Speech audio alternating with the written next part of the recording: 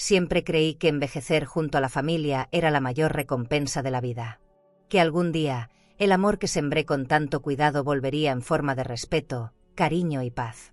Ver a mi hijo crecer, casarse y construir su propio hogar fue, para mí, el mayor orgullo de ser madre. Pero todo se derrumbó cuando mi nuera me echó de la casa que alguna vez fue de él. Salí con una vieja maleta en las manos, sin saber a dónde ir, hasta que, en el fondo de un cajón, encontré la vieja tarjeta de crédito que mi hijo fallecido me había dejado, diciéndome que era para cuando realmente la necesitara. Ese día, la necesité. Y cuando la usé, el banco entero entró en pánico. Y si crees que esta historia termina con una anciana sola y derrotada, estás muy equivocada. Porque lo que pasó después cambió todo. Quédate conmigo hasta el final, porque esta historia da un giro que no vas a poder creer. Pero antes, cuéntame aquí en los comentarios, ¿desde dónde estás viendo esta historia ahora? Y suscríbete para seguir escuchando más historias reales de vida y superación como esta. Mi nombre es Elena Márquez de Salvatierra, tengo 68 años, y durante toda mi vida fui madre, costurera y una mujer de fe. Pensé que después de la muerte de mi hijo nada podría sorprenderme, hasta el día en que el empleado del banco me miró a los ojos y gritó: «No puede ser, usted está viva». Esa mañana el silencio tenía otro peso. No era el silencio de los días tranquilos, sino uno que dolía, como si la casa misma estuviera conteniendo el aliento antes de romperse. Bajé las escaleras despacio, con la misma costumbre de toda la vida, cuidando que la madera no crujiera, y fue entonces cuando lo vi, mis maletas, perfectamente alineadas junto a la puerta principal.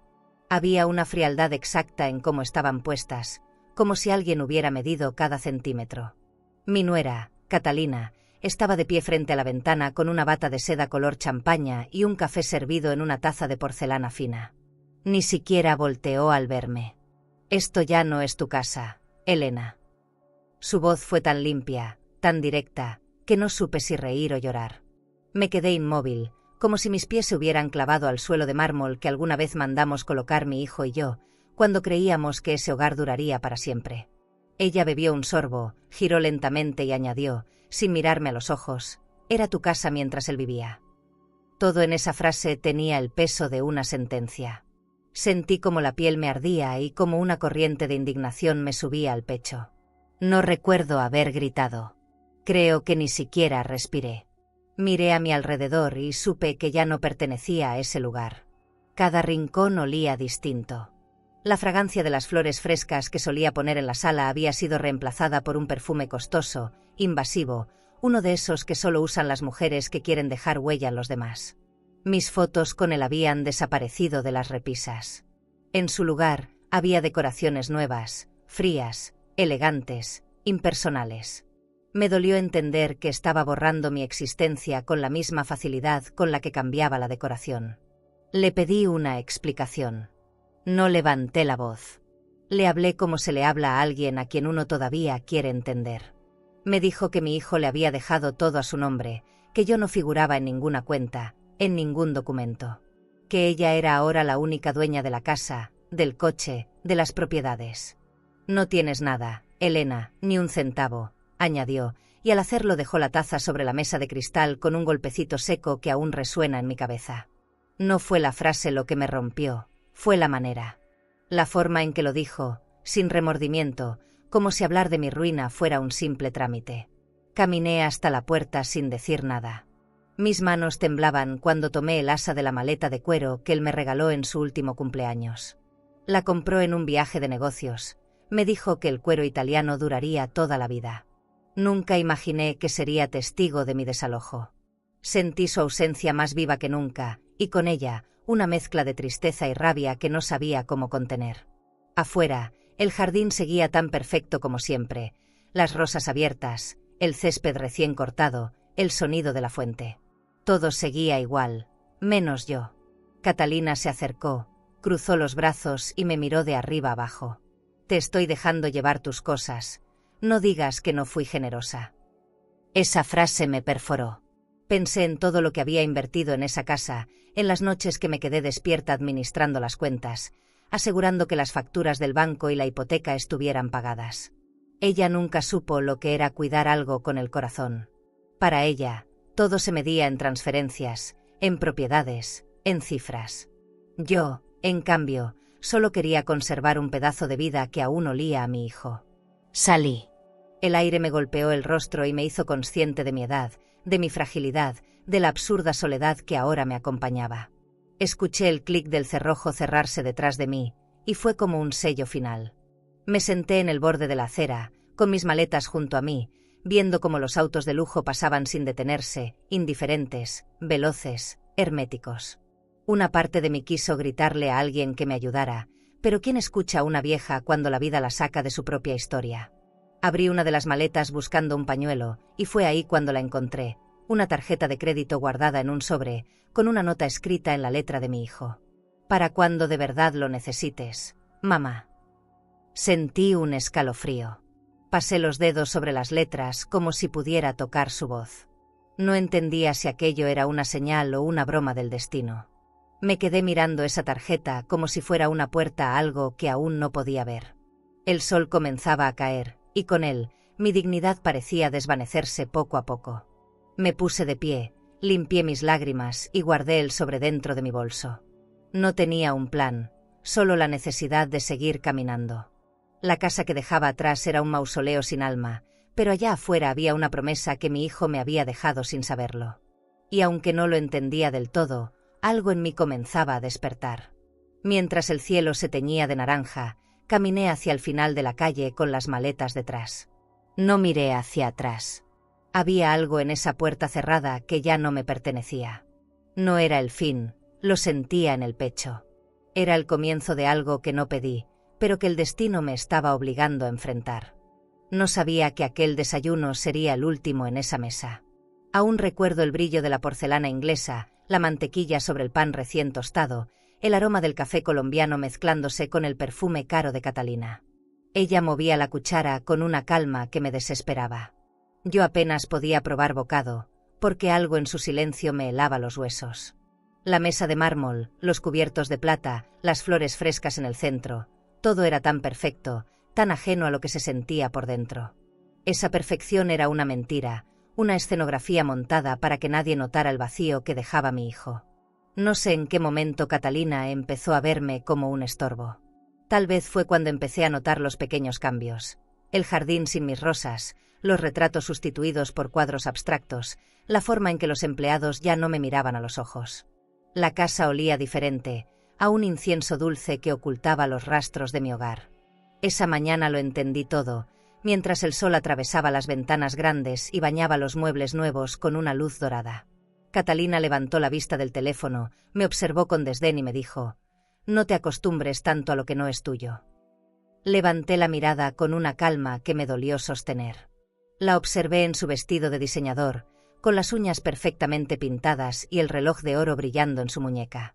Había en ella un aire de triunfo que me revolvía el estómago. Yo no necesitaba nada de eso, solo quería quedarme cerca del recuerdo de mi hijo, cuidar su jardín, mantener viva su presencia. Pero Catalina no soportaba lo que yo representaba: el pasado, la verdad, la memoria. Todo lo que no podía comprar con su dinero ni borrar con sus joyas. Tomé mi taza, la misma que él usaba cuando venía a visitarme los domingos, y la sostuve entre mis manos. Sentí el calor del café como un pequeño consuelo, una prueba de que todavía había algo real en medio de tanto falso lujo. Quise decirle que lo único que me quedaba era ese lugar, que no me interesaban sus cuentas, ni sus autos, ni su club privado. Pero antes de que pudiera hablar, se levantó con esa sonrisa que uno nunca olvida, la sonrisa de quien ya tomó una decisión. «Hoy tengo una reunión con el banco, no puedo perder tiempo con dramas», dijo, y salió dejando el eco de sus tacones sobre el mármol. La soledad cayó sobre mí como una sombra espesa. Miré alrededor, buscando algo mío entre tanta frialdad. La vajilla que mi hijo me había regalado seguía allí, intacta, pero ahora me parecía un recordatorio cruel de lo que ya no tenía. Caminé hacia la ventana y vi su coche estacionado en la entrada, brillante, impoluto, como si el tiempo no lo tocara. Cerré los ojos y lo imaginé bajando, con esa sonrisa cansada de las noches largas en la oficina, preguntándome si había dormido bien. No pude contener las lágrimas. Cuando abrí los ojos, noté una carta en la esquina del aparador. Era una de las invitaciones de Catalina para una cena de beneficencia en un restaurante elegante de la ciudad. Había tachado mi nombre. Ni siquiera eso me dolió ya. Lo que me dolía era el descaro, la forma en que usaba el apellido de mi hijo como si fuera una marca de prestigio. Sentí rabia, pero también una tristeza profunda, la que se siente cuando uno entiende que el amor no se hereda. Me serví un poco más de café, no por hambre, sino por costumbre, como si con ese gesto pudiera detener el tiempo. No recuerdo cuánto tiempo me quedé ahí. Afuera, la vida seguía. Los autos pasaban, los pájaros cantaban, y en la cocina los relojes seguían marcando las horas. Todo parecía normal, pero dentro de mí algo se había quebrado. Decidí recoger mis cosas antes de que ella regresara. No quería que me echara frente a los empleados. No quería ser su espectáculo. Subí a mi habitación, guardé lo poco que aún me pertenecía y bajé con una serenidad que solo da la desesperanza. Mientras cerraba la cremallera de mi maleta, sentí una punzada en el pecho. Era la misma sensación que me dio el día que enterramos a mi hijo. Esa mezcla de incredulidad y abandono, de frío en las manos y ruido en la cabeza. Pero esta vez no lloré. Me juré que no lo haría más. Tomé un último sorbo del café ya frío, dejé la taza sobre la mesa de porcelana y sin mirar atrás, crucé el vestíbulo hacia la puerta. Cada paso se sentía como una despedida de algo que ya no podía salvar. Cuando la puerta se cerró detrás de mí, el sonido fue seco, definitivo. Caminé por la calle con mis maletas rodando sobre el pavimento, buscando un lugar donde pasar la noche. Llevaba en el bolso el sobre con la tarjeta que había encontrado el día anterior. No sabía aún que esa pequeña pieza de plástico cambiaría todo. En ese momento, solo era una reliquia de mi hijo, un último lazo con su amor. Pero mientras avanzaba hacia lo desconocido, supe que esa promesa, escrita con su letra, aún tenía algo que decirme. La noche anterior no dormí. El cansancio era físico, pero lo que no me dejaba cerrar los ojos era el ruido de mi cabeza. Terminé en un pequeño hotel de paso, de esos que aún huelen a humedad y desinfectante. Pedí la habitación más barata, con vista a un callejón lleno de cables y anuncios de neón. No tenía idea de qué iba a hacer al día siguiente, solo sabía que no quería volver a ese silencio elegante que me había echado a la calle. Puse la maleta junto a la cama, colgué mi bolso de cuero en el respaldo de la silla y miré por la ventana. Las luces de la ciudad se reflejaban en los cristales, como si alguien allá afuera aún estuviera despierto conmigo. Esa madrugada pensé en mi hijo, en cómo me hablaba del banco, de sus clientes, de su obsesión por la puntualidad, por los números exactos. Decía que el dinero no era solo riqueza, sino responsabilidad, que todo debía tener respaldo, que cada cuenta reflejaba una historia.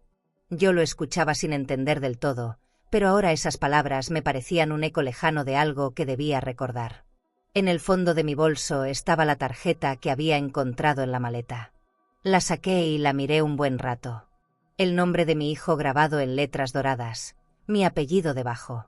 Pasé el dedo sobre ellas, como si pudiera tocar su voz. Amaneció lento, gris. Fui al baño, me lavé la cara y bajé al pequeño restaurante del hotel. Pedí un café americano y un pan dulce. Cuando fui a pagar, el empleado me pidió la tarjeta. Dudé unos segundos, pero la saqué. La pasé por la terminal. Escuché el sonido del aparato aprobando la transacción y sentí un alivio inmediato, casi irracional. Pero cuando levanté la mirada, el chico me observaba con una expresión extraña, mezcla de miedo y desconcierto. «Señora, podría esperar un momento», me dijo. Se alejó hacia la trastienda con el recibo en la mano. Sentí un escalofrío. Me quedé parada junto al mostrador, viendo cómo el reloj del lugar marcaba las 8:10. Escuché el sonido de un teléfono al fondo y luego un murmullo apresurado. El chico regresó, nervioso, con una sonrisa falsa. «Todo está bien, señora», murmuró, pero su voz temblaba. Salí del restaurante sin entender del todo qué había pasado. A unas cuadras, el aire era más frío y el cielo más claro. Caminé sin rumbo, pensando que quizá había exagerado. Pero cuando regresé al hotel, había un auto negro estacionado frente a la puerta. Un sedán brillante, de esos que usan los ejecutivos del banco donde trabajaba mi hijo. Del coche bajó un hombre alto, con traje de lino gris y corbata azul marino. Llevaba un reloj costoso, un maletín de piel y un rostro que no ocultaba el susto. Me miró como si hubiera visto un fantasma. «¿Usted es la señora Elena Márquez de Salvatierra?», preguntó. Asentí sin entender. Su respiración era rápida, desordenada. «No puede ser. Usted está viva». Me quedé helada. Las palabras no tenían sentido, pero la forma en que las dijo me erizó la piel. «Señora, necesitamos hablar. Esto no debería ser posible». Subimos juntos a la habitación. Me pidió sentarme. Abrió su maletín y sacó un folder con el logotipo del banco grabado en dorado. «Usted figura como fallecida desde hace 2 años», dijo, evitando mi mirada. «Según nuestros registros, su cuenta conjunta fue cerrada tras el accidente de su hijo. Todo fue transferido a la señora Catalina Rivas». La habitación se hizo más pequeña, el aire más denso. No podía respirar. «Debe haber un error», murmuré. Pero él negaba con la cabeza, mostrando los documentos. «La firma en el acta de defunción es suya». Le pedí que me dejara ver. Y ahí estaba, mi nombre, mi firma, mi muerte en un papel con sello oficial. Recordé el temblor de mis manos aquel día en el hospital, la confusión, el dolor. Pero nunca firmé nada parecido. Aquello era una falsificación, una mentira vestida de legalidad. El hombre me miraba con compasión, aunque su voz seguía siendo profesional. «Esto es muy grave, señora. Si esto se confirma, estamos frente a un fraude bancario de grandes proporciones». Yo solo podía pensar en Catalina, en su mirada tranquila, en sus manos frías sosteniendo una copa de vino mientras me echaba de mi casa. Me quedé en silencio largo rato. Él hablaba de reportes, de auditorías, de cuentas bloqueadas. Yo apenas entendía las palabras. En mi cabeza solo resonaba una pregunta: ¿cómo alguien puede borrar una vida tan fácil? Me levanté, caminé hacia la ventana y miré la calle. Todo seguía igual afuera, el tráfico, los ruidos, la gente apurada. Pero mi mundo acababa de partirse en dos. Cuando volteé, el hombre me ofrecía una tarjeta de presentación. No le prometo nada, pero intentaré ayudarla. La tomé. Su mano temblaba. Cuando se fue, me quedé sola en la habitación. Sobre la cama quedaron los documentos que confirmaban mi inexistencia. Me acerqué al espejo. Me observé largo rato. ¿Quién era esa mujer que seguía viva, pero ya no existía para el mundo? Cerré los ojos y respiré hondo. No sabía aún qué iba a hacer, pero dentro de mí algo empezaba a cambiar. No era miedo. Era otra cosa. Era la decisión de no dejar que me enterraran en vida. Esa noche no lloré. Guardé los papeles en la maleta, junto a mi ropa doblada, y me acosté sin apagar la lámpara. Tenía la sensación de que todo lo que había sido estaba a punto de desmoronarse. Afuera, la ciudad seguía despierta, indiferente, mientras el sonido de un auto lejano me recordaba que, en algún lugar, alguien había decidido robarme la vida.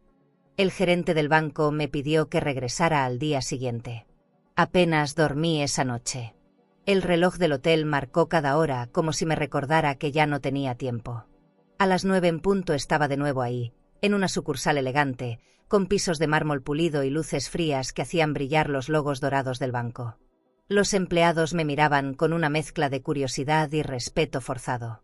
Nadie sabía si tratarme como a una clienta o como a un caso extraño. Me ofrecieron café en una taza fina, pero no pude tomarlo. Mis manos seguían temblando. Tenía la sensación de que ese edificio sabía más de mi vida que yo misma. El gerente, un hombre joven con traje de lino y un reloj de acero que relucía bajo la luz, me condujo a una sala privada. Cerró la puerta con cuidado, como si el aire pesara demasiado para dejarlo salir. Sobre la mesa colocó una carpeta azul y me dijo que había encontrado algo que debía ver. Dentro estaban las copias del testamento de mi hijo, el original del banco y una versión modificada presentada un mes después de su muerte.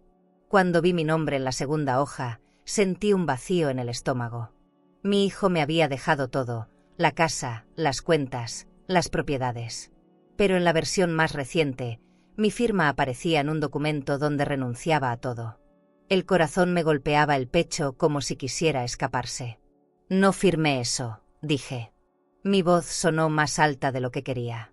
El gerente me miró en silencio, con un gesto de incomodidad. Señora, esta firma fue certificada por un notario, y su huella está aquí. Me mostró el papel.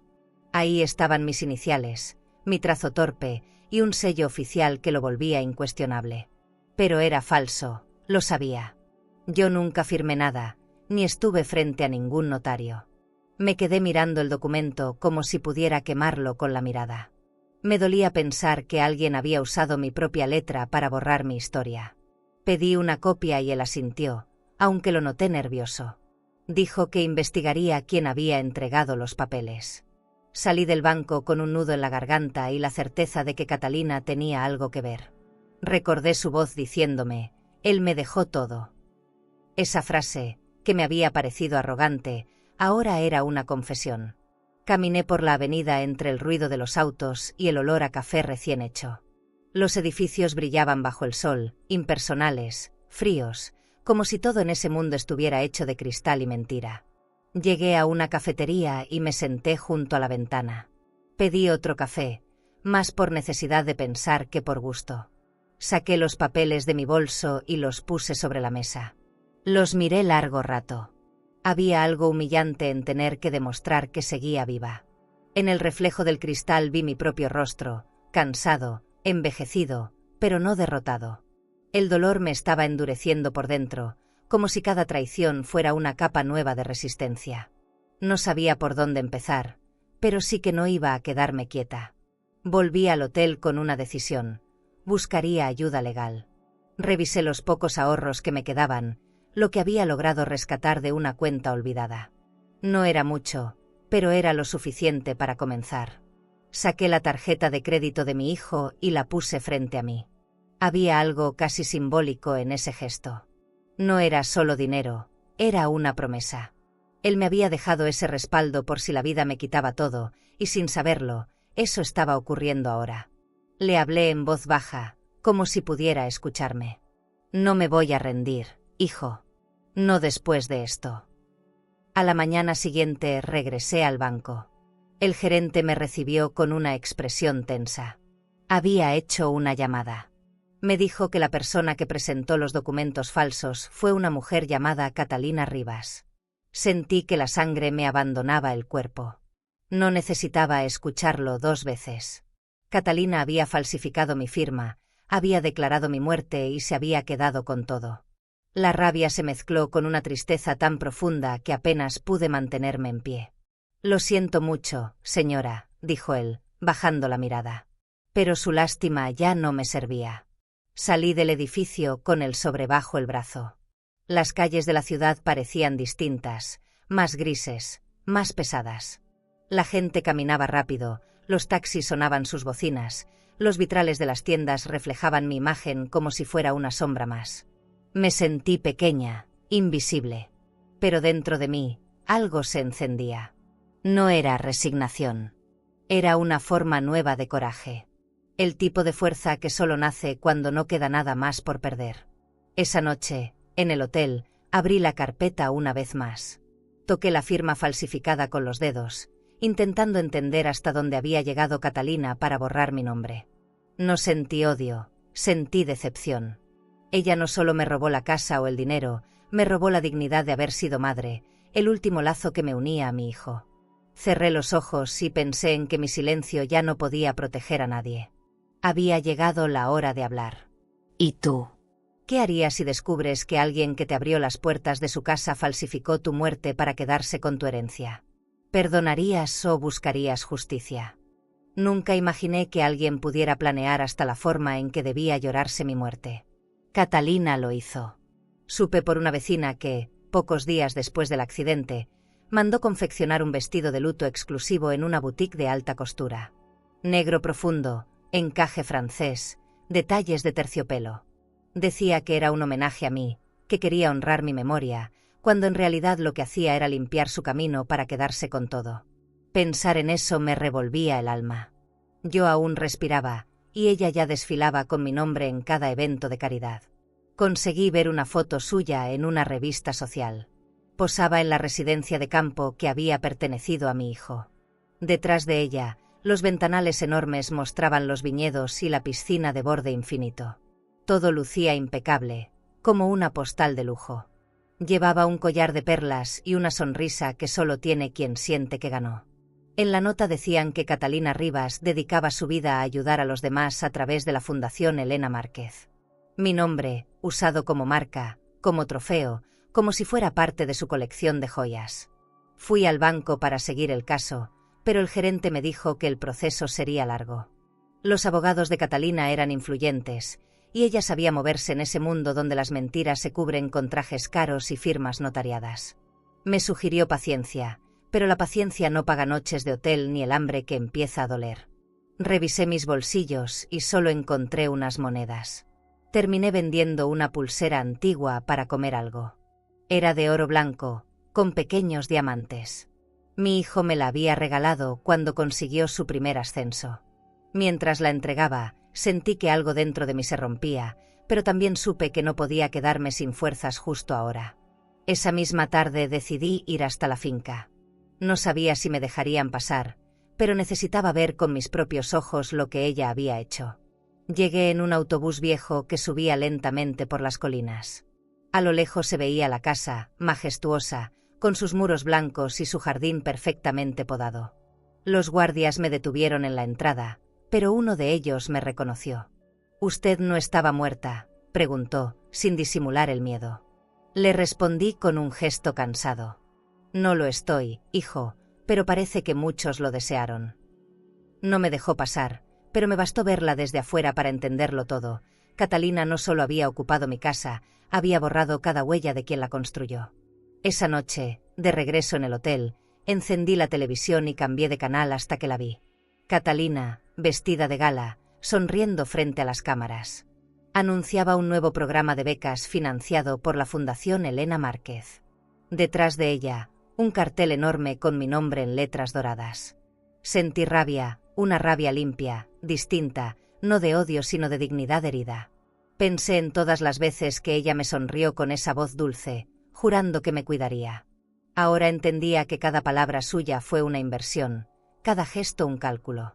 Al día siguiente fui a una notaría pública. Pedí hablar con quien había validado mi firma. El notario no estaba, pero una secretaria, al verme tan insistente, me susurró que Catalina había llegado acompañada de 2 testigos falsos, personas contratadas por una agencia de seguros. Que todo se firmó en una mañana y que el pago fue inmediato. No supe qué dolía más, si la traición o el hecho de que mi muerte tuviera precio. Era un negocio perfecto, un seguro cobrado, una herencia transferida, una vida borrada del sistema. Pasé días sin saber por dónde seguir. Me sentía invisible, agotada, como si el mundo me hubiera cerrado las puertas. Caminaba por las calles con el sobre del testamento falsificado apretado contra el pecho. En las vitrinas veía los reflejos de mujeres arregladas, seguras, riendo con bolsas de diseñador colgando del brazo. Yo, en cambio, solo tenía el peso de una verdad que nadie quería escuchar. Pero dentro de mí crecía algo nuevo. No era esperanza, era un fuego más lento, más firme, la certeza de que no dejaría que mi historia terminara en manos de Catalina. Una noche soñé con mi hijo. Me miraba sin decir nada, pero en sus ojos había una mezcla de tristeza y orgullo. Al despertar, supe lo que tenía que hacer. Buscaría un abogado, aunque tuviera que empeñar todo lo que me quedara. No por dinero, no por venganza, sino por mi nombre. Porque nadie tiene derecho a escribir el final de tu vida mientras sigues respirando. Tomé mi bolso, guardé los documentos y me prometí a mí misma que no volvería a temerle a Catalina. Ella podía tener los trajes, las joyas, los autos y la casa. Pero yo tenía algo que no podía comprar ni falsificar: la verdad. Y aunque el mundo parezca no escuchar, la verdad siempre encuentra la forma de abrirse paso. Esa mañana decidí volver a la mansión, aunque no sabía qué esperaba encontrar. No podía quedarme con la duda. Tomé un autobús hasta el barrio residencial donde alguna vez mi hijo y yo caminábamos los domingos, entre jardines cuidados y autos de lujo estacionados frente a casas con portones de hierro. Todo seguía igual, solo que ahora yo era una extraña observando desde afuera lo que alguna vez fue mío. Sentí una punzada en el pecho al ver las bugambilias florecer sobre los muros blancos. El color era el mismo, pero el alma del lugar había cambiado. Esperé hasta el atardecer para acercarme. La reja estaba entreabierta. Entré despacio, sin hacer ruido, como si aún tuviera derecho a hacerlo. El camino de piedra estaba limpio, las luces del jardín encendidas, y el sonido del agua de la fuente seguía cayendo igual que antes. Al cruzar la puerta principal, el aroma del perfume de Catalina me golpeó. Esa mezcla de jazmín y vainilla que siempre dejaba en el aire, tan dulce que enfermaba. Caminé hacia la sala, y ahí lo vi, los retratos de mi hijo ya no estaban. En su lugar, había cuadros enormes con Catalina posando junto a políticos, empresarios y socialités, todos con copas de vino en la mano. Me acerqué al muro donde antes colgaba la foto de la boda de mi hijo. El marco dorado estaba vacío. El polvo formaba una línea más clara, como una cicatriz sobre la pared. Toqué ese hueco con los dedos y sentí un temblor que no pude controlar. Ella había borrado hasta su rostro, como si al hacerlo pudiera también eliminar la parte del que me pertenecía. En la mesa de centro, donde solía poner flores frescas, había ahora una bandeja de plata con copas de cristal tallado y una botella de champaña abierta. Todo brillaba con ese lujo impostado que Catalina tanto admiraba. El eco de mis pasos resonaba diferente. Era una casa más grande, más vacía. Cada rincón estaba perfectamente decorado, cada cortina en su lugar, cada cojín perfectamente alineado. Pero no había vida, solo apariencia. Las paredes parecían observarme, testigos mudos de una mentira. Caminé hasta la oficina donde mi hijo pasaba horas revisando cuentas y contratos. El escritorio seguía ahí, pero sin sus papeles, sin su olor, sin su desorden. En su lugar, un arreglo de flores artificiales. Todo lo real había sido reemplazado por lo que no siente, por lo que no envejece. De pronto, escuché una voz detrás de mí. Me giré. Era Julián, el jardinero de toda la vida. Tenía el rostro cansado, más viejo. Me miró con una mezcla de susto y alivio. Señora Elena, yo sabía que usted no estaba muerta, susurró. Le pedí que bajara la voz. Cerró la puerta con cuidado. Nos prohibió hablar de usted, señora. Dijo que si alguien preguntaba, debíamos decir que se había ido al extranjero antes del accidente. Su voz temblaba. Me explicó que Catalina había despedido a casi todo el personal, quedando solo los que aceptaron guardar silencio a cambio de un salario alto. Le pregunté si ella vivía ahí todavía. Asintió. Dijo que organizaba cenas privadas, eventos con gente importante, que había convertido la casa en un escenario. Ya no es hogar, señora. Es un club. Sentí un escalofrío. Lo miré y supe que también tenía miedo. Le pedí que no dijera a nadie que me había visto. Antes de irme, Julián me tomó la mano. Su hijo hablaba de usted todos los días. Decía que esta casa era su orgullo. No pude responder. Solo apreté su mano y salí por la puerta lateral, con el corazón desgarrado. Afuera, el aire de la noche olía a hierba recién cortada y a traición. Caminé por el sendero de piedra sin mirar atrás. No quería ver cómo las luces del interior se encendían, cómo las risas se escapaban desde las ventanas abiertas. Sentí una lágrima caer, pero la dejé correr. No lloraba por la pérdida de las cosas, sino por la memoria borrada, por el amor convertido en decoración, por la vida reducida a un retrato ausente. Mientras me alejaba, vi mi reflejo en el vidrio del coche estacionado frente a la entrada. Por un momento me pareció ver a mi hijo a mi lado, sonriendo como antes, con esa mirada tranquila que tanto me calmaba. Cerré los ojos y respiré. No podía dejar que el miedo me paralizara. Esa casa podía pertenecerle en papeles, pero en esencia seguía siendo mía, porque fue levantada con nuestras manos, con nuestros sueños, con el sudor de nuestras vidas. Catalina podía fingir todo lo que quisiera, pero la verdad aún respiraba, y yo era su prueba viviente. Caminé hasta la parada del autobús con paso lento, sintiendo el peso de los recuerdos en la espalda. El viento movía las ramas de los árboles, y por primera vez en mucho tiempo, no tuve miedo. No sabía cómo, pero entendí que cada mentira tenía su límite, y Catalina estaba a punto de alcanzar el suyo. Al día siguiente amanecí con una idea fija. No podía enfrentar a Catalina sola. Necesitaba a alguien que hubiera conocido al verdadero Daniel, alguien que pudiera recordarme quién era mi hijo antes de que su mundo se contaminara. Fue entonces cuando pensé en Valeria. Ella había sido su novia años antes, una mujer discreta, elegante, pero con carácter.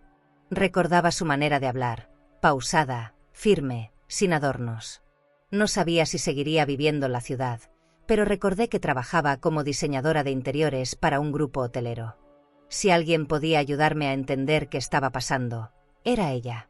Conseguí su dirección en una tarjeta vieja que encontré entre los papeles de Daniel. Vivía en una zona exclusiva, en un edificio moderno con fachada de cristal y portero uniformado. Me miraron con desconfianza al llegar. Tal vez no encajaba con el paisaje. Subí en un elevador silencioso que olía a perfume caro y a metal limpio. Cuando la puerta se abrió, Valeria estaba ahí, esperándome. Llevaba un vestido sencillo, pero con esa elegancia natural que no se compra. Al principio no me reconoció, pero bastó que pronunciara mi nombre para que su expresión cambiara por completo.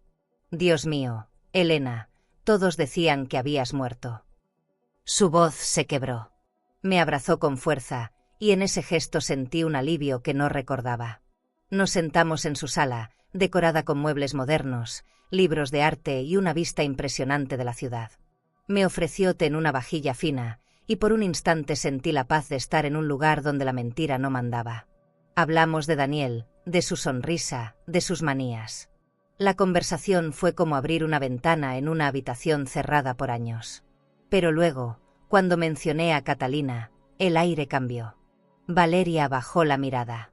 Movió lentamente la taza entre las manos, como buscando las palabras correctas. Nunca confié en ella, dijo al fin. Daniel estaba enamorado, pero Catalina lo veía como un ascenso social. Yo lo supe desde el principio. Le pedí que me explicara. Me contó que Catalina había aparecido en la vida de mi hijo justo cuando estaba cerrando un contrato importante con una agencia financiera. Que lo sedujo con encanto y promesas, pero que detrás de esa sonrisa se escondía una deuda enorme. Ella debía dinero a medio mundo, Elena. Y tu hijo quiso rescatarla. Me quedé muda. Era tan fácil imaginarlo. Daniel siempre fue generoso, ingenuo con las personas que amaba. Valeria sacó de un cajón una caja pequeña.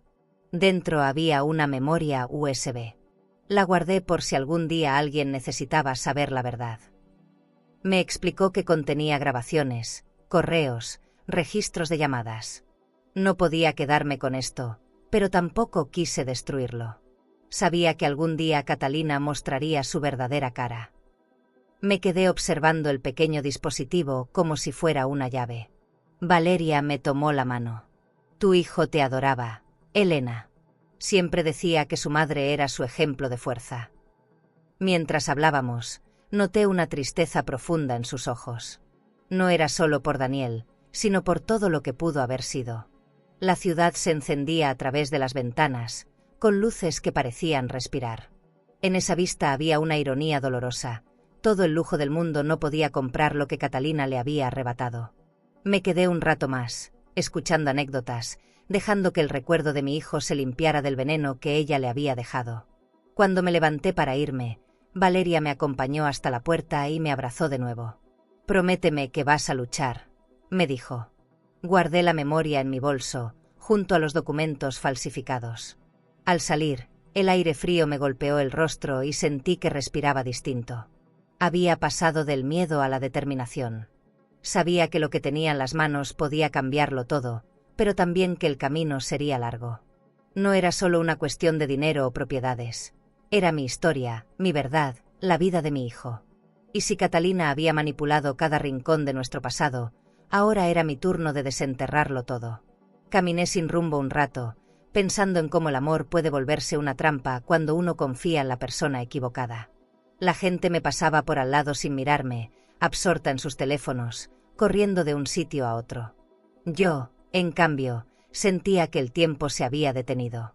En mi cabeza resonaban las palabras de Valeria. Daniel quiso rescatarla. Y me pregunté si el amor, cuando se entrega así, puede llegar a ser una forma de condena. Esa noche regresé al hotel con un cansancio distinto. No era físico. Era esa fatiga que deja el alma cuando la verdad comienza a tomar forma. Encendí la lámpara, conecté la memoria a un viejo computador y esperé. En la pantalla aparecieron carpetas con fechas, nombres, grabaciones. La primera se titulaba «Para mí». Cuando escuché la voz de mi hijo diciendo «mamá», me derrumbé. No supe si era dolor o alivio, solo lloré en silencio, abrazando el dispositivo contra el pecho. Su voz había sobrevivido, y con ella, mi razón para seguir luchando. La mañana que fui al juzgado, el cielo estaba tan gris que parecía acompañarme en silencio. Caminé con la carpeta apretada contra el pecho, temiendo que el viento me la arrebatara, como si también quisiera borrar mi historia. En la recepción del edificio olía a papeles viejos y café recalentado. La gente iba y venía con rostros cansados, cada uno cargando su propia tragedia. Pedí hablar con el juez de familia. La secretaria, con tono monótono, me dijo que debía presentar pruebas de mi identidad y de la falsificación del testamento. Pero, señora, según los registros, usted está muerta. Sentí que esa frase me atravesaba como una aguja. Le expliqué todo: el fraude, las firmas, la tarjeta, los documentos. Me miró con incredulidad. Dijo que necesitaría testigos, informes bancarios, una pericia caligráfica. Cada palabra suya sonaba como una puerta que se cerraba. Pero me negué a rendirme. Insistí en que abrieran un expediente. Cuando terminé de firmar la denuncia, mi mano temblaba, pero mi voz no. «Voy a probar que estoy viva», le dije. El juez levantó la mirada y, con un gesto seco, me dio 15 días para presentar todas las pruebas. Después de eso, su caso se archivará. Salí del juzgado con el corazón hecho polvo, pero con una chispa encendida. Caminé hasta un café cercano y me senté junto a la ventana. Afuera, el tráfico era un caos de bocinas y lluvia. Saqué la memoria que me dio Valeria, la miré como quien mira un secreto demasiado grande. En ese momento comprendí que lo que tenía no era solo evidencia, era la voz de mi hijo contándome su verdad. Encendí mi laptop y comencé a escuchar. Su voz sonaba clara, cercana, llena de amor y advertencia. «Mamá, si algún día me pasa algo, no confíes en Catalina». Las lágrimas me nublaron los ojos. Guardé la grabación y pedí un vaso de agua. La mesera me observó con curiosidad. Tal vez pensó que era una mujer cansada de su rutina, pero no. Era una madre intentando revivir su existencia ante un mundo que la había enterrado sin aviso. Miré mi reflejo en el vidrio empañado y pensé que no quedaba mucho de la mujer que había sido. Pero también entendí algo. Catalina había subestimado la fuerza del silencio.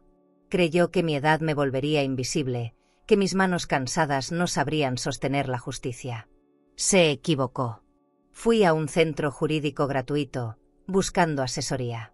Me atendió una abogada joven, de rostro amable, con un perfume discreto y una mirada decidida. Me escuchó sin interrumpir. Cuando terminé, respiró hondo y dijo: «Va a ser difícil, señora, pero no imposible».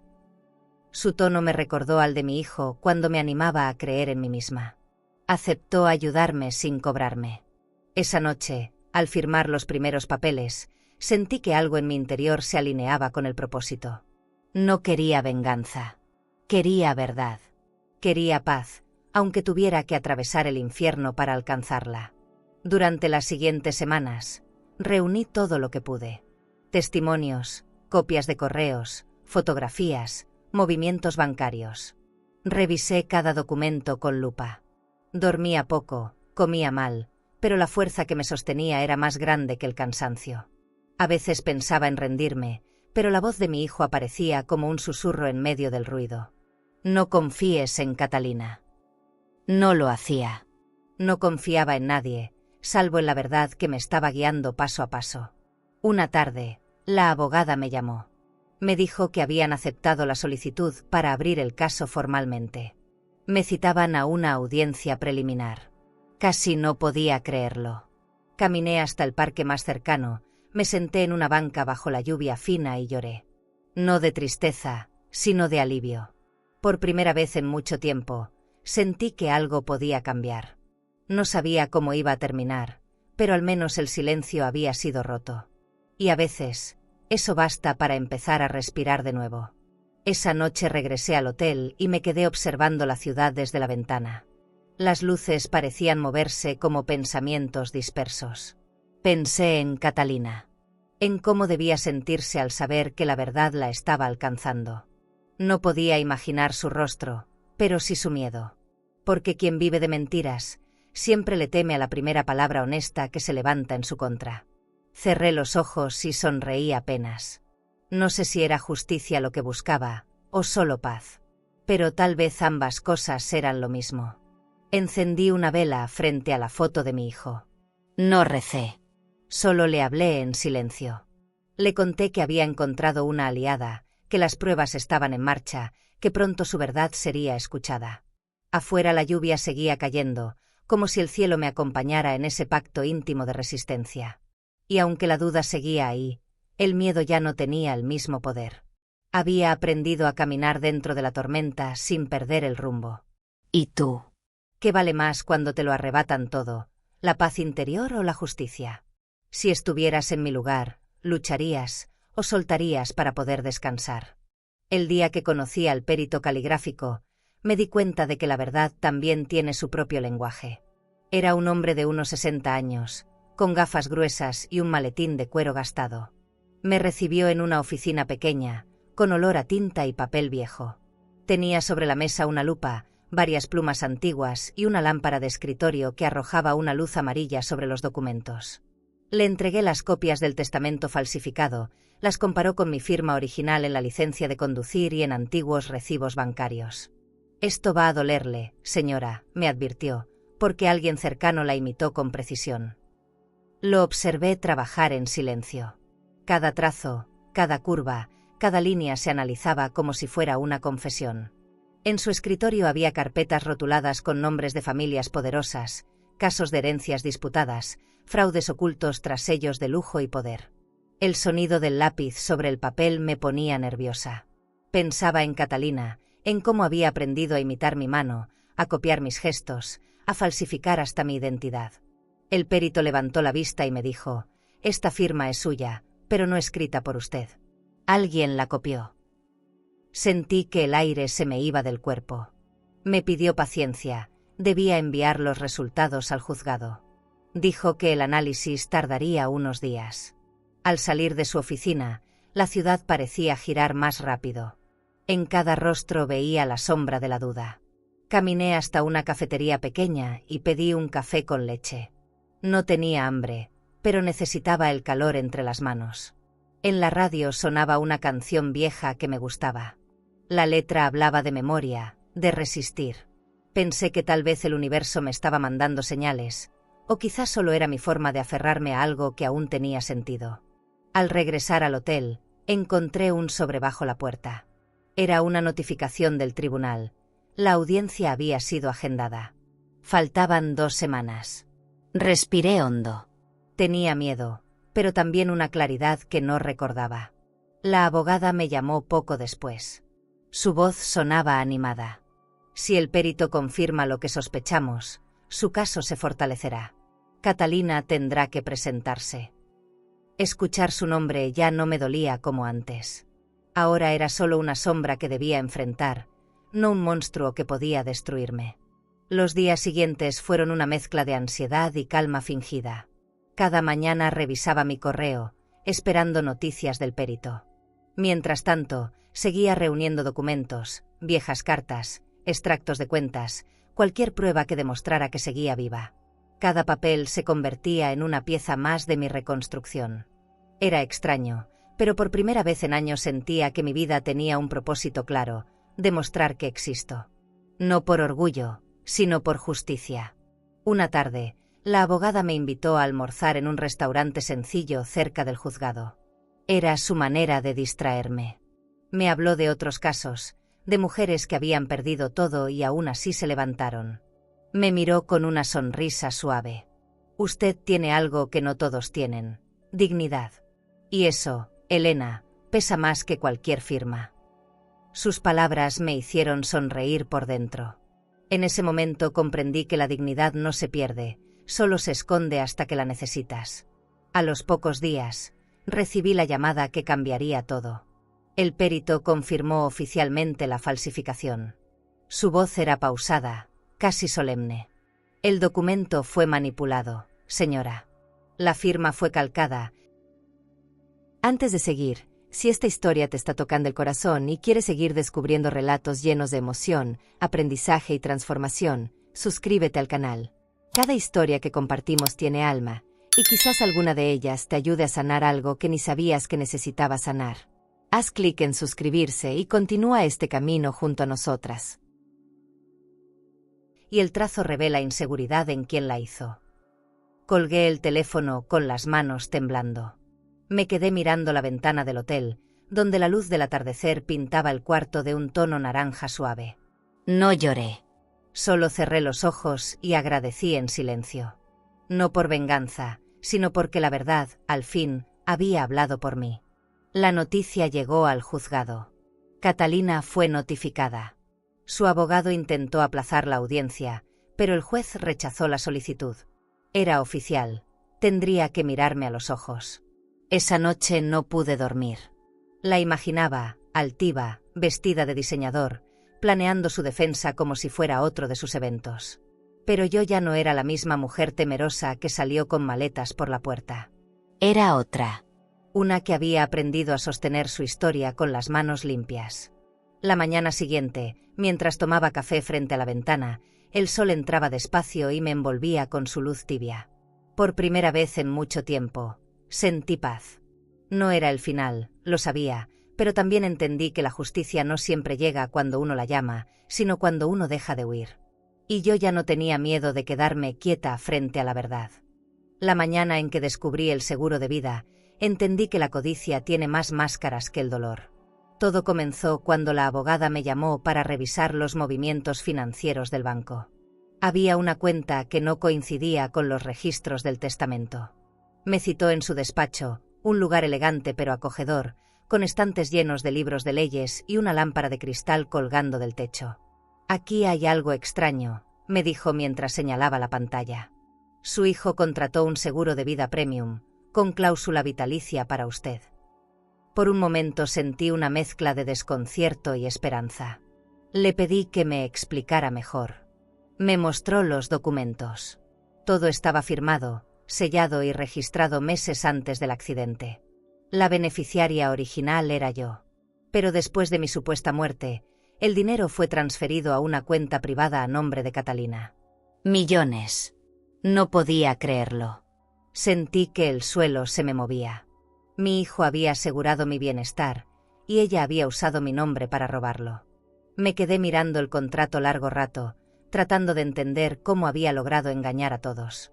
Con poder, dinero y un acta falsa, señora. Así se mueven las cosas en ese mundo, dijo la abogada. Salí del despacho caminando sin rumbo. El sol me cegaba, la gente me empujaba y los sonidos de la ciudad me resultaban lejanos. Entré a un café elegante, más por necesidad de sentarme que por lujo. Pedí un té de jazmín.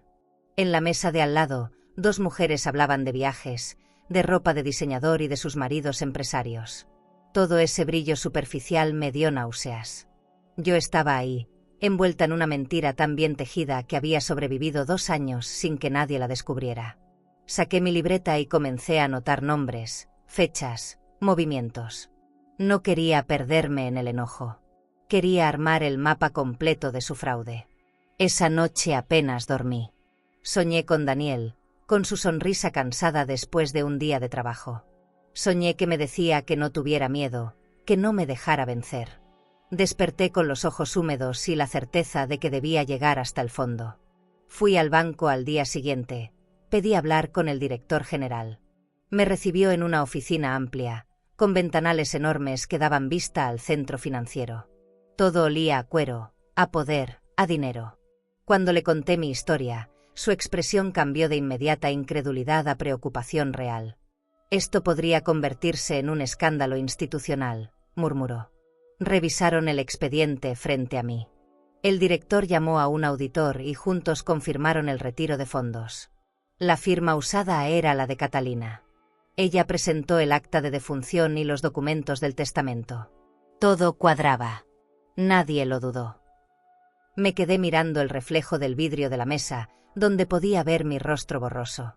En ese reflejo, ya no me vi como una víctima, sino como una testigo del horror de la ambición. Señora Márquez, esto no es un simple error administrativo. Es una estafa de gran magnitud. Lo supe. Y, aunque me dolió, sentí una paz amarga al entender que la verdad finalmente tenía nombre y dirección. La abogada me acompañó a la aseguradora. En la recepción, el logo brillante en dorado parecía burlarse de mí. Las paredes estaban cubiertas de retratos de ejecutivos, sonriendo con confianza. Una recepcionista, con su voz entrenada para sonar amable, nos ofreció agua con gas mientras esperábamos. Cuando entramos a la oficina principal, el director de siniestros se quedó sin habla al ver los documentos. «Esto es imposible», dijo. «Ese pago fue cerrado hace 2 años. La beneficiaria era su nuera». Le pedí que repitiera la frase. Lo hizo, bajando la mirada. Era como escuchar la sentencia final de un juicio invisible. Mientras salíamos del edificio, la abogada me miró y dijo algo que no olvidaré. Catalina convirtió su muerte en su negocio más rentable. La frase me atravesó como un cuchillo. Caminamos en silencio. La ciudad seguía girando, indiferente. A lo lejos, un cartel publicitario mostraba una campaña de donaciones de la Fundación Elena Márquez. Mi nombre, una vez más, adornando su mentira. No supe si reír o llorar. En algún punto, comprendí que esa mujer no solo había robado mi herencia, sino también mi identidad, mi voz, mi memoria. Esa noche, de vuelta en el hotel, me senté frente al espejo con todos los documentos extendidos sobre la cama. Las luces amarillas del cuarto hacían brillar los sellos del banco y los timbres de la aseguradora. Pensé en todo lo que había perdido, pero también en lo que había recuperado, mi historia. Mi hijo me había dejado un regalo que Catalina no pudo robar. La oportunidad de demostrar que el amor verdadero no se falsifica. Toqué su fotografía y susurré: «No voy a dejar que te ensucie más». Guardé los papeles en mi maleta, con cuidado, como si fueran reliquias. Me recosté y miré el techo, dejando que la calma me envolviera por unos segundos. Sabía que lo peor estaba por venir, pero también sabía que ya no tenía nada que temer. Catalina podía tener dinero, abogados, apariencias. Yo tenía la verdad, y eso, aunque pocos lo entiendan, es el lujo más caro del mundo. El día del juicio amaneció con un aire distinto, espeso, como si hasta el clima supiera lo que estaba por pasar. Me levanté antes del amanecer, con las manos frías y el corazón despierto. No quise mirar mucho tiempo mi reflejo en el espejo, porque temía encontrar a una mujer derrotada, pero no la vi. Vi a alguien que había sobrevivido a su propio entierro. Me vestí con un traje sobrio que Valeria me prestó, color crema, sencillo, pero digno. Antes de salir, tomé la foto de mi hijo y la guardé en el bolsillo interior de mi bolso. Necesitaba sentirlo conmigo. La sala del tribunal era imponente, con techos altos y bancas de madera brillante. Las luces blancas acentuaban cada rostro. Catalina ya estaba ahí cuando entré.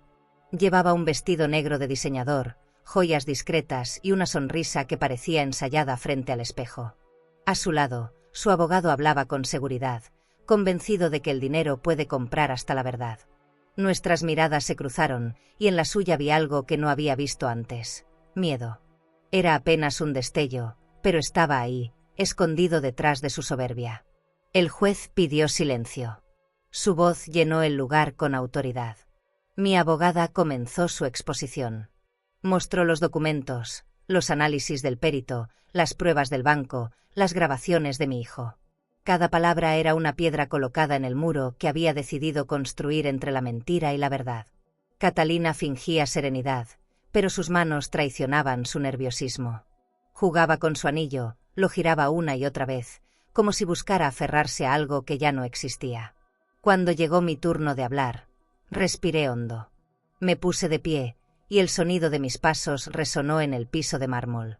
Conté mi historia con calma, sin dramatismo, sin llanto. Hablé del amor por mi hijo, de la traición, de cómo un papel puede destruir una vida si no se defiende. No miré a Catalina mientras hablaba, miré al juez. Quería que entendiera que no era una venganza, era un acto de dignidad. Cuando terminé, la sala quedó en silencio. Escuché mi propio pulso retumbar en los oídos. El abogado de Catalina intentó desacreditarme. Dijo que no podía probar haber estado viva esos años, que mi testimonio se basaba en recuerdos y no en hechos. Pero entonces, la abogada pidió reproducir el audio. La voz de mi hijo llenó la sala. «Mamá, si algo me pasa, no confíes en ella». Fue un silencio absoluto. Catalina bajó la mirada por primera vez. No hubo argumento capaz de borrar esas palabras. En ese momento supe que el juicio no era solo mío, era de él también. Las horas pasaron lentas. El juez revisaba los documentos, hacía preguntas, tomaba notas. Afuera se escuchaban los ruidos de la ciudad, ajenos al drama que se vivía dentro. En algún momento, mis ojos se cruzaron con los de Valeria, sentada al fondo. Me hizo un gesto leve de aliento, y sentí que algo se aflojaba dentro de mí. Ya no importaba el resultado. Había dicho mi verdad frente al mundo, y eso me devolvía una paz que Catalina jamás conocería. El juez anunció que el veredicto se daría al día siguiente. La audiencia terminó. Catalina salió primero, escoltada por su abogado. No me miró. Caminé despacio hacia la puerta, y al cruzar el pasillo sentí que podía volver a respirar. Afuera, el sol brillaba con fuerza, como si quisiera recordarme que la oscuridad tiene fin. La abogada me tocó el hombro y me dijo con voz baja: «Lo hicimos, Elena. Pase lo que pase mañana, ya la hicimos temblar». Regresé al hotel sin prisa. Cerré la puerta, dejé los papeles sobre la cama y me quedé mirando la ventana. La ciudad seguía viva, indiferente, pero dentro de mí algo se había acomodado. No era felicidad. Era serenidad. Porque a veces, la justicia no se siente como una victoria, se siente como silencio. Un silencio limpio, merecido, después de tanto ruido. Cuando desperté al día siguiente, el sonido del teléfono rompió el silencio de la habitación. Era la abogada. Su voz sonaba firme, casi serena. El juez ya emitió la resolución, Elena. Debería venir. Me vestí sin pensar, con las manos temblando y la garganta cerrada. Caminé hasta el tribunal con una mezcla de ansiedad y calma resignada. Afuera, el aire tenía ese olor a tierra húmeda que deja la lluvia temprana. La ciudad se movía como si no pasara nada, pero dentro de mí había un temblor que no podía detener. La sala estaba llena. Periodistas, curiosos, rostros que no conocía. Cuando entré, los flashes me cegaron por un instante. Catalina estaba en su lugar, impecable, con su cabello perfectamente recogido y un vestido beige que parecía elegido para provocar compasión. Pero sus ojos la delataban. Había algo roto ahí dentro. El juez leyó el veredicto con la misma calma de quien anuncia un amanecer. Se comprueba la falsificación de documentos y la apropiación indebida de bienes. La señora Catalina Rivas deberá responder ante la ley. Esa frase cayó sobre la sala como un trueno. Catalina no habló. Ni siquiera respiró. Su abogado intentó intervenir, pero el juez lo interrumpió con autoridad. Yo no moví un músculo. Sentí el peso de cada palabra, de cada año perdido, de cada lágrima contenida. No era triunfo lo que sentía, era alivio. La verdad había salido a la luz. La abogada me miró con una sonrisa discreta, de esas que no necesitan palabras. Sabía que no se trataba de dinero, sino de recuperar mi nombre. Afuera, los fotógrafos esperaban como aves ansiosas, pero yo solo quería silencio. Las noticias se difundieron rápido. Fraude millonario. Empresaria finge la muerte de su suegra para quedarse con la herencia. Los titulares aparecieron en todas partes. La imagen de Catalina salía en cada pantalla, sonriente en fiestas, inaugurando fundaciones, posando junto a políticos. Ahora todos la señalaban. Su círculo perfecto de poder se desmoronaba. Los donadores retiraban sus fondos, los socios rompían contratos, y la Fundación Elena Márquez cerró sus puertas entre auditorías y vergüenza. Ver mi nombre limpiarse del barro fue como volver a respirar después de años bajo el agua. Días después, me llamaron para declarar nuevamente. Entré al edificio del juzgado, pero el ambiente era distinto. Catalina había perdido su brillo. Su rostro estaba pálido, sus ojos sin maquillaje. Por primera vez la vi sin su máscara de lujo. Cuando nuestras miradas se cruzaron, no sentí odio. Sentí compasión. Pensé en cómo alguien puede vaciarse tanto por dentro que solo encuentre sentido en lo material. Esa fue su condena antes de la cárcel: vivir sin alma. Esa tarde regresé caminando por el centro. El ruido de la gente me pareció lejano, como si yo caminara en otro tiempo. Las vitrinas mostraban bolsos de cuero, joyas y trajes caros, los mismos símbolos que ella usó para construir su mentira. Y pensé que el lujo sin amor no vale nada. No se trata de cuánto brilla una persona por fuera, sino de cuánto resiste su conciencia cuando todo se apaga. Me detuve frente a una cafetería, pedí un café simple y lo bebí lentamente, disfrutando el sabor amargo como si fuera una victoria humilde. La prensa buscaba declaraciones, pero no hablé con nadie. No quería convertirme en espectáculo. Quise volver a mi silencio, a ese espacio interior donde aún podía sentir la voz de mi hijo. En mi bolso llevaba su foto, algo arrugada por los días de lucha. Le sonreí en silencio, como si pudiera escucharme. «Ya está hecho, hijo», murmuré. «Nadie volverá a robar tu nombre ni el mío». Cerré los ojos y respiré profundo. No era una historia de venganza. Era una historia de justicia, escrita con paciencia, con dolor y con amor. Esa noche encendí una vela y la coloqué junto a la ventana del hotel. Afuera, las luces de la ciudad parecían más suaves.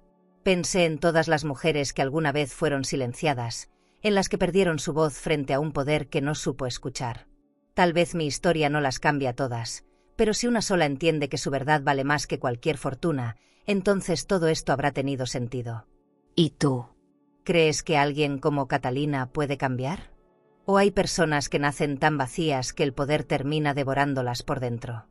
Después del juicio, el silencio de mi habitación era tan grande que podía escuchar mi propio corazón. Me senté en la cama sin quitarme el abrigo. Tenía la sensación de haber corrido una maratón sin moverme de lugar.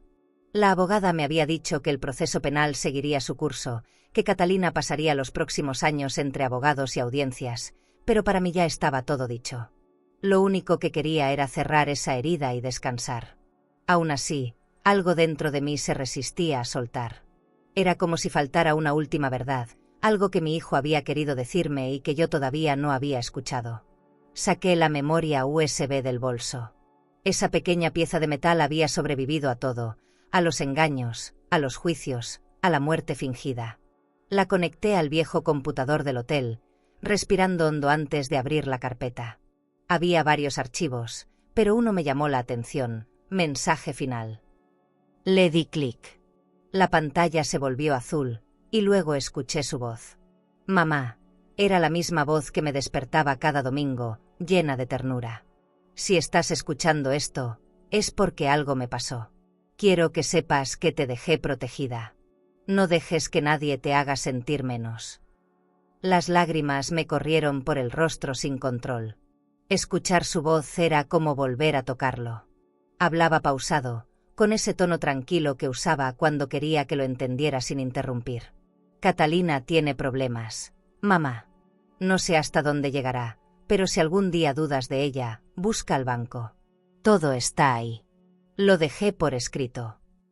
Cada palabra era una revelación, una advertencia que había ignorado por amor. Cerré los ojos y dejé que el llanto saliera, sin vergüenza.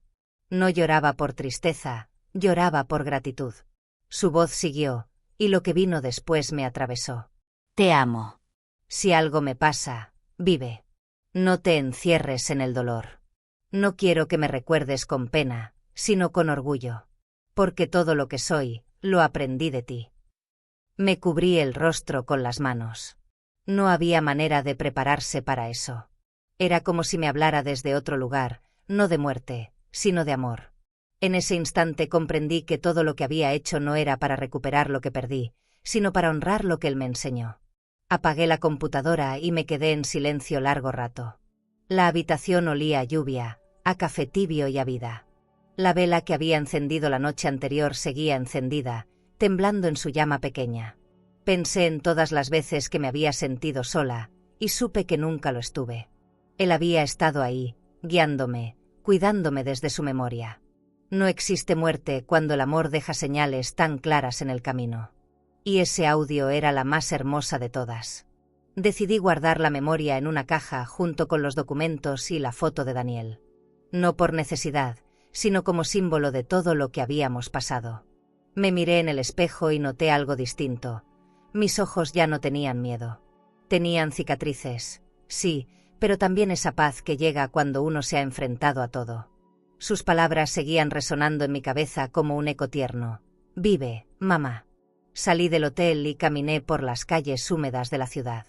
El aire olía a pan recién horneado, a gente apurada, a vida real. Entré en una panadería, pedí un café y un pan dulce.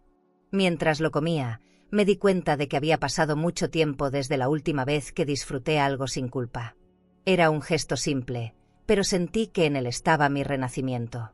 Afuera, el sol empezaba a salir entre las nubes. Al volver a mi habitación, abrí las cortinas y dejé que la luz inundara todo. En la mesa, la memoria seguía ahí, brillante. Me acerqué, la toqué con cariño y susurré: «Gracias, hijo». Era mi despedida, pero también mi comienzo. La historia de Catalina terminaba ahí. La mía, en cambio, apenas empezaba. Días después del juicio, recibí una carta inesperada. No tenía remitente, pero reconocí la caligrafía apenas la vi. Era de Catalina. Dudé en abrirla. La miré un buen rato sobre la mesa, como si fuera una serpiente dormida. Finalmente, rasgué el sobre y comencé a leer. «Necesito hablar contigo, Elena. No por mí, sino por él». Aquella frase me clavó el estómago. La carta terminaba con una dirección y una hora. Por alguna razón que no supe explicar, decidí ir. No por compasión, sino por cerrar el círculo. Había sobrevivido a su mentira, ahora quería mirarla a los ojos una última vez. El lugar era un restaurante discreto en el centro, con cortinas rojas y lámparas doradas que colgaban como promesas antiguas. Catalina ya estaba ahí, en una mesa del fondo, esperándome. Vestía de blanco, sin joyas, sin maquillaje. Me sorprendió verla tan distinta, sin el brillo del lujo que siempre la rodeaba. Cuando me vio, se levantó despacio y bajó la mirada. No dijo nada durante unos segundos. Luego, con voz quebrada, soltó: «No quiero tu perdón. Quiero devolverte lo que me robé». Colocó sobre la mesa un llavero con 3 llaves doradas, las de la mansión, las de la finca y las de la bóveda del banco. El sonido metálico al chocar entre sí resonó como una confesión. «No puedo dormir, Elena», dijo. Pensé que el dinero me salvaría, pero lo único que hice fue enterrarme viva. Su voz era débil, vacía. Por un instante, vi a una mujer quebrada, no a la enemiga. Pero no sentí alivio. No había satisfacción en verla caer. Solo un cansancio hondo, como si todo lo que había pasado me pesara en los hombros de golpe. La observé en silencio. Tenía las manos temblorosas y los ojos hinchados. «¿Por qué ahora?», le pregunté. Se encogió de hombros. «Porque no puedo seguir fingiendo. Él me mira cada noche». Su voz se rompió. Entendí que hablaba de Daniel. Me estremecí. En ese instante supe que la culpa era su castigo. Y por primera vez desde todo lo ocurrido, sentí algo parecido a compasión. No porque la mereciera, sino porque comprendí que vivir con remordimiento es peor que cualquier sentencia. Tomé las llaves y las guardé en mi bolso sin decir nada. Ella bajó la cabeza. «No voy a pedirte que me perdones. Solo quería que supieras que lo lamento». Sus palabras se perdieron entre los ruidos del lugar, entre el sonido de los cubiertos y las voces ajenas. Me quedé mirándola, buscando a la mujer que alguna vez fingió amarme. Ya no estaba. Frente a mí solo quedaba una sombra, una versión vacía de sí misma. Me levanté, dejé dinero sobre la mesa y caminé hacia la salida sin volver la vista atrás. Afuera, el aire era fresco y el cielo estaba claro. Caminé despacio por la avenida, con las llaves en la mano, sintiendo su peso metálico. No eran solo puertas, eran recuerdos. Cada una abría un capítulo distinto de mi vida: la casa donde cría a mi hijo, la finca donde reímos, el banco donde comenzó la mentira. Cerré la mano con fuerza. No sabía qué iba a hacer con ellas, pero tenía claro que no quería vivir del pasado. Lo perdido no siempre se recupera, a veces, simplemente se transforma. Esa noche regresé al hotel y puse las llaves sobre la mesa, junto a la memoria USB. Encendí una vela y me senté frente a ellas. Pensé en lo fácil que es dejar que el odio se quede a vivir dentro de uno. Pero no quería eso. Catalina ya tenía su castigo. Yo, en cambio, tenía la libertad de decidir cómo seguir. Respiré profundo, apagué la vela y me prometí que nunca más volvería a cargar con su sombra. El perdón, entendí, no siempre se da al otro, a veces se da a uno mismo. Cuando apagué la luz, sentí una calma nueva. No era la tranquilidad del olvido, sino la del cierre. Había atravesado el fuego y seguía en pie. Me dormí con la certeza de que, aunque nada volvería a ser igual, lo que venía ya no me daría miedo. Al fin, podía descansar en paz con mi verdad. El día del veredicto final amaneció con una calma extraña, de esas que anteceden a los cambios. Me desperté antes del alba, me vestí con sencillez y salí del hotel sin desayunar. No quise que nadie me acompañara. Caminé sola hasta el tribunal, con el sonido de mis pasos sobre el pavimento húmedo marcando un ritmo que no podía detener. El aire olía a papel mojado y a nervios. Dentro de mí, algo se sentía distinto, ya no había miedo. Había serenidad, como si todo lo que tenía que pasar ya estuviera escrito. La sala estaba medio vacía. Solo la abogada, unos periodistas, y Catalina, sentada al fondo, con las manos esposadas y la mirada perdida. No llevaba maquillaje, ni joyas, ni ese perfume caro que solía anunciar su presencia antes de entrar a cualquier sitio. Era irreconocible. Cuando me vio, bajó la mirada. El juez tomó su lugar y comenzó a leer la resolución. Su voz era firme, sin emoción, pero cada palabra caía sobre el aire con el peso de la justicia. La acusada Catalina Rivas es declarada culpable de falsificación de documentos, estafa y abuso de confianza. El silencio posterior fue absoluto. Ni un suspiro, ni un murmullo. La abogada me tocó el brazo con delicadeza y por primera vez en meses, sonreí. No de triunfo, sino de alivio. Catalina no levantó la cabeza. Permaneció inmóvil, como si el castigo la hubiera alcanzado antes de escuchar la sentencia completa. El juez ordenó su traslado inmediato. 2 oficiales se acercaron, y cuando la tomaron del brazo, ella me miró por última vez.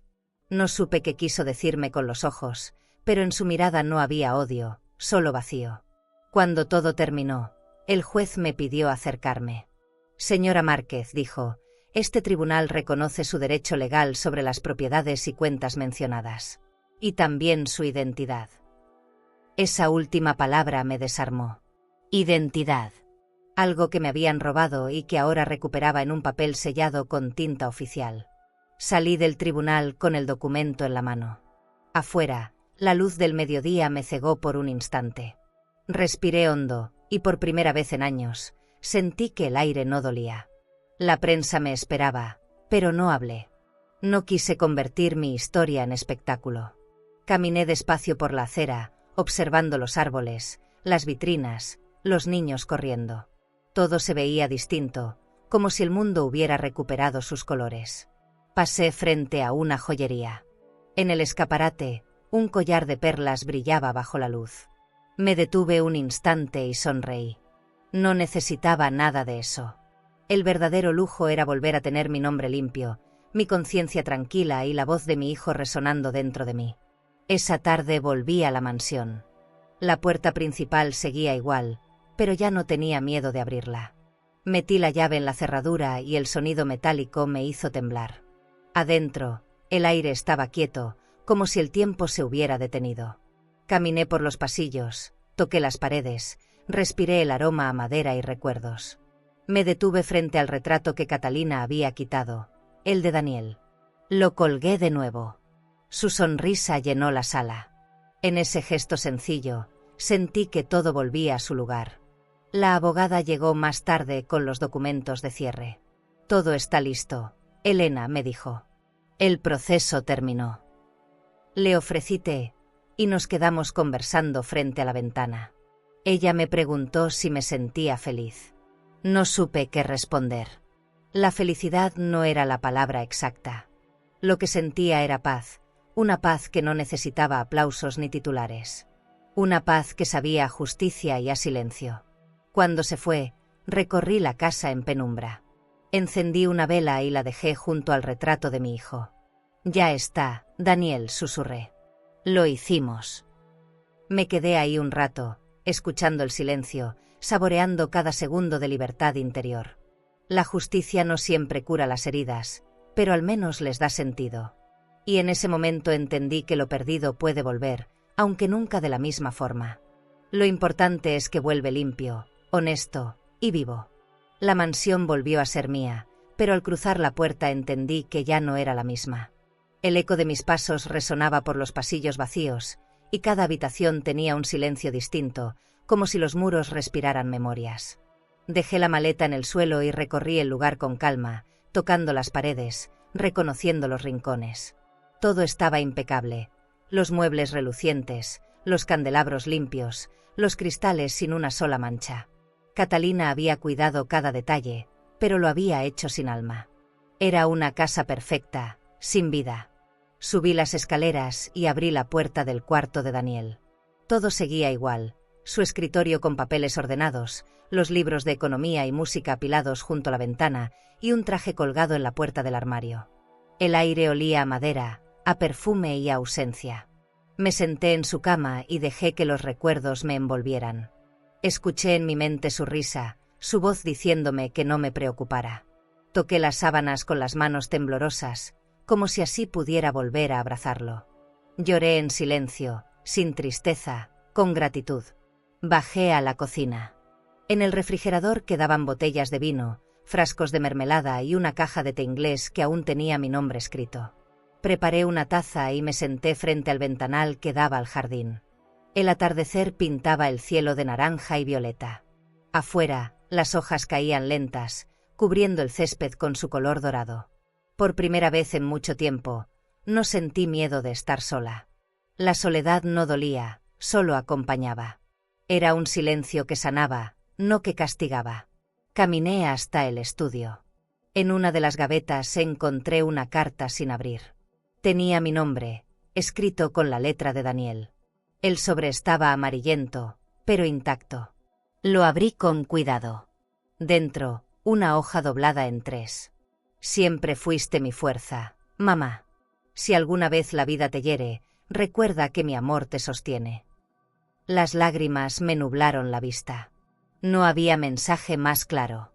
Esa carta era su despedida, su abrazo eterno, su permiso para seguir viviendo. Guardé la carta en el pecho y encendí el tocadiscos que él tanto amaba. El sonido crujió antes de que la música llenara el aire. Un bolero suave comenzó a sonar, y con él, la casa pareció despertar. Caminé entre los muebles con una sensación extraña de alivio. Cada rincón parecía respirar distinto. Ya no era la mansión de Catalina, ni siquiera la de Daniel. Era mi casa, pero también un lugar de paso, un puente entre el pasado y el futuro. Esa noche preparé una cena sencilla. Encendí unas velas y comí en silencio. Pensé en todas las personas que había perdido, en las veces que me arrebataron lo que era mío, y en cómo, a pesar de todo, seguía aquí. La justicia había devuelto mis bienes, pero la vida me devolvía algo más valioso, el sentido. Entendí que no se trataba de recuperar lo perdido, sino de transformar lo que queda en algo que valga la pena dejar. Antes de dormir, caminé por el jardín. Las luces del sendero se encendían solas, iluminando el camino hasta la fuente. El agua caía con un sonido suave, hipnótico. Me quedé observándola largo rato, sintiendo la brisa fresca en el rostro. Cerré los ojos y respiré. Todo lo que dolía se había vuelto parte de mí, pero ya no pesaba. Era historia. Era vida que había aprendido a quedarse quieta. Esa noche dormí profundamente, sin sobresaltos. Soñé con Daniel caminando por el jardín, mirándome desde lejos, sonriendo. Cuando desperté, el amanecer entraba por las ventanas amplias de la casa silenciosa. Y por primera vez en años, me sentí en paz. No porque todo estuviera bien, sino porque todo, al fin, había encontrado su lugar. El amanecer entraba por los ventanales con una claridad que nunca antes había visto. El brillo del sol acariciaba los muebles, y el polvo danzaba en el aire como si todo celebrara un inicio nuevo. Caminé por la casa descalza, escuchando el crujir del piso bajo mis pasos. Me detuve frente a la puerta principal. En la placa aún se leía Residencia Rivas. La toqué con los dedos, y una punzada de rabia y tristeza me recorrió el pecho. Era momento de cambiarla. Esa casa ya no hablaba de Catalina ni de su mentira. Debía volver a tener alma. Llamé a un carpintero del pueblo. Llegó con su camioneta, cargando herramientas y una sonrisa amable. «¿Qué nombre quiere que ponga, señora?», me preguntó. Lo pensé por un momento, mirando el jardín lleno de luz, los rosales que habían vuelto a florecer. «Casa Márquez de Salvatierra», respondí. El hombre asintió y comenzó a trabajar. El sonido del metal contra la madera me recordó que las cosas viejas pueden renacer si uno las toca con amor.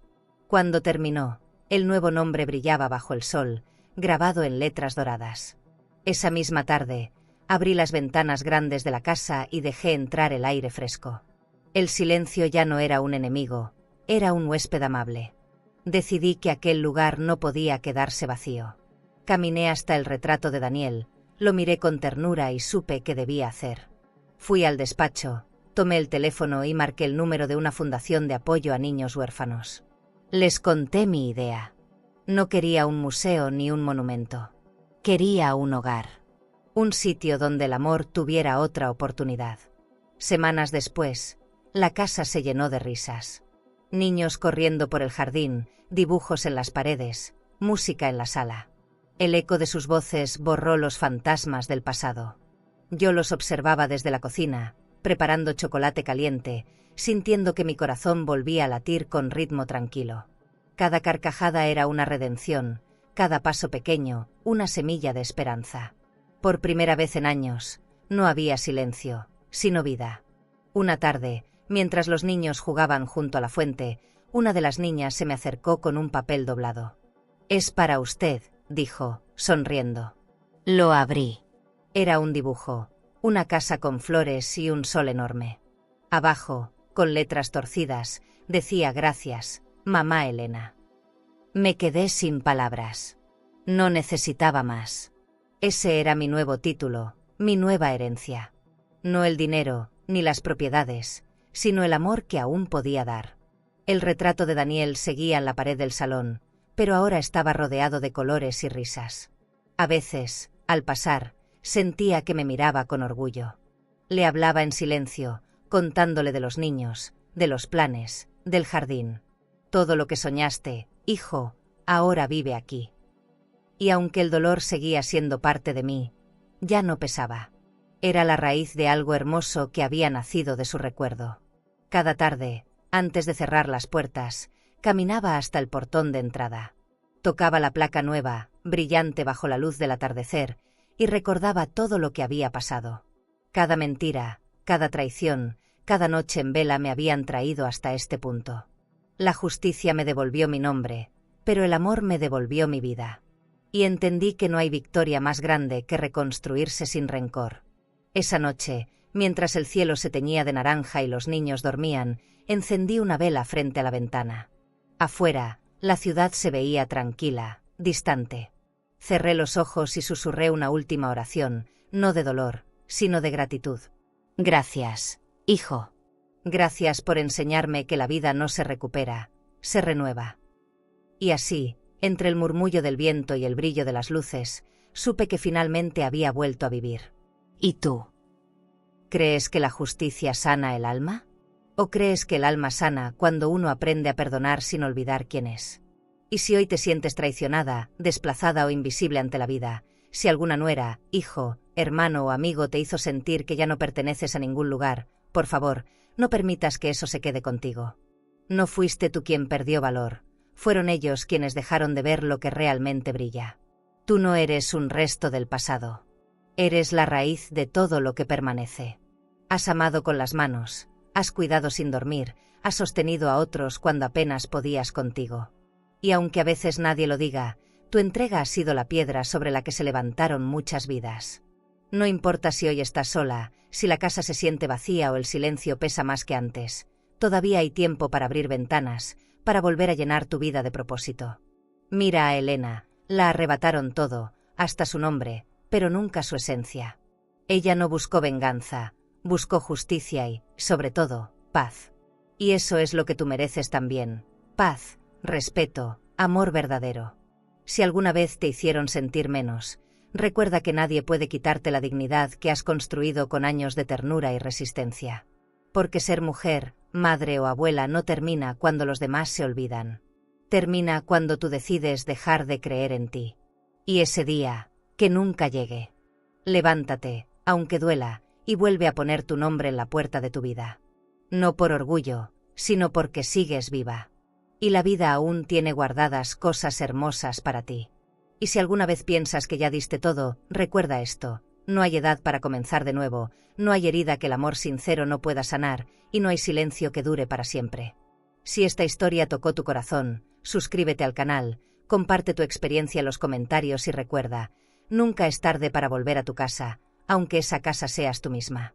¿Crees que esta historia fue impactante? Entonces no imaginas lo que ocurrió cuando una nuera le envió a su suegra una caja de chocolates, con un secreto que jamás debió salir de su casa. Ella no sospechaba nada, hasta que decidió regalarle esa misma caja a la madre de su nuera, y lo que pasó después cambió sus vidas para siempre. Te dejaré este vídeo en la pantalla final para que lo veas ahora mismo. Haz clic y descubre la historia completa de Mi nuera me envió una caja de chocolates de cumpleaños, pero se la di a su madre y ella quedó en shock, porque el final te va a dejar sin aliento. A vida ensina, mas nem sempre avisa.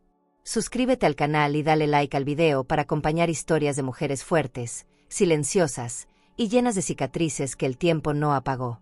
Porque detrás de cada mirada madura, hay segredos que todavía arden.